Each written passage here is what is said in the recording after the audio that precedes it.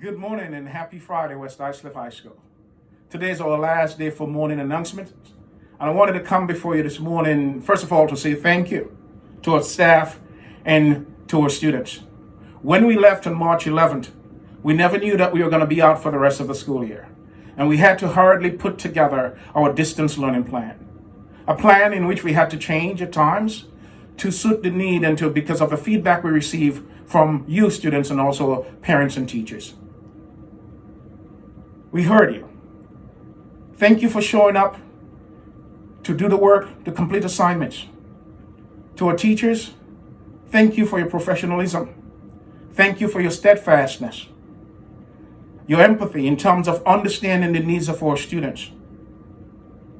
Students, we know and we heard your cries. You want to be back in school. This was new for all of us. We have learned a lot through this process and we'll do better next time this happens. To a class of 2020, I want to thank you. This should be in your week in terms of being in the class and in the school and walking through, high-fiving your peers and your teachers as you come to the end of this journey. But you have to be home. This is why we plan a week of activities for you. I thank you for your patience. Thank you for all your suggestions that you've made to make this a memorable time for you. Ladies and gentlemen, I also come to you with a heavy heart, with pain. We have seen the situation in our country for the past 2 weeks. The murder of George Floyd, the reaction to it. Let me just share with you, as a father, as an educator, with twin boys, black boys in the 20s. This hurts. It's painful.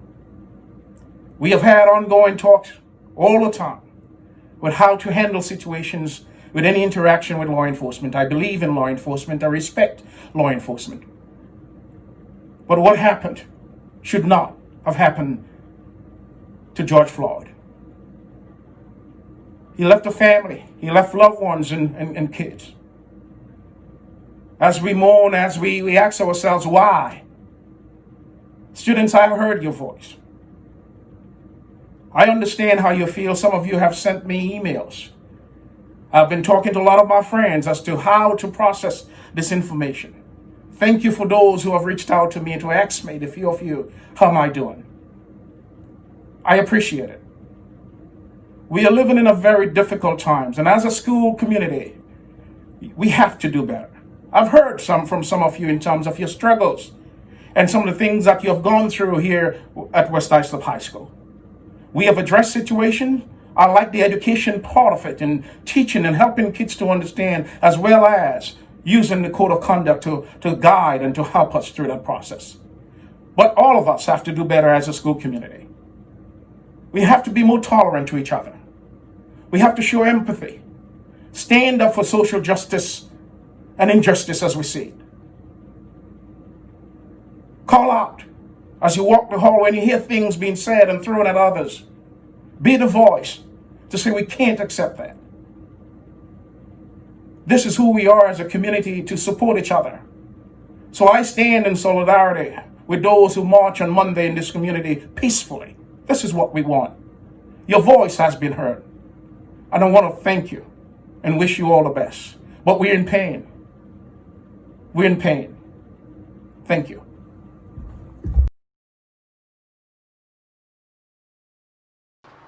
Hello and welcome to Lions News. Today is June 4th, 2020. It's sad that we have to end everything because today is our last production day, but things happen. So there's not many announcements today, one exactly, which is for seniors to check the scholarship newsletter and to kind of fill those out as quickly as possible because deadlines are approaching.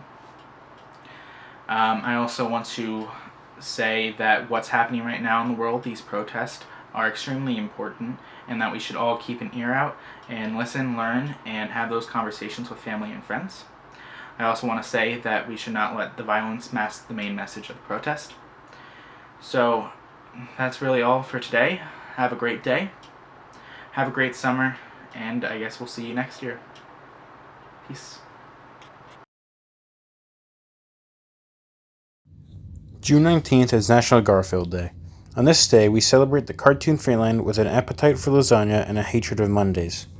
Garfield was first published June 19th, 1978, and in 2013 was given the world record for being the world's most widely syndicated comic strip. Since 1978, there have been many incarnations of Garfield, including comics, books, shows, and movies. He's also been portrayed by many actors, including one Bill Murray. June 6th is National Yo-Yo Day. It is the day to pick up a yo-yo and show off your skills. Or if you've never used a yo-yo, National Yo-Yo Day is the perfect time to start. People have been playing with yo-yos for over 2,000 years. Some even believe it started in ancient Greece. There are many different kinds of tricks you could try with your yo-yo, like around the world, rock the baby, or my personal favorite, walking the dog. So grab your friends and show off your coolest tricks on this Saturday, June 6th, for National Yo-Yo Day. June is annually celebrated as LGBT Pride Month to come together and celebrate love, diversity, acceptance, and also to honor the 1969 Stonewall riots. People like Marsha P. Johnson, Barbara Gettings, Bayard Rustin, Audre Lorde, and Harvey Milk have advocated for LGBT rights and have made large strides for the community. The purpose of this month is to recognize the impact that LGBTQ+ individuals have had on history, locally, nationally, and internationally. Today, celebrations may include pride parades, marches, parties, and memorials.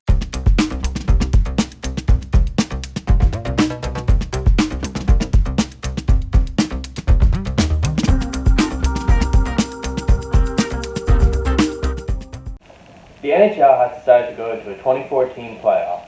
They hope to start this at some point in July. This could push back the 2020-2021 NHL season. We'll just have to wait and see. Have a good summer, everyone.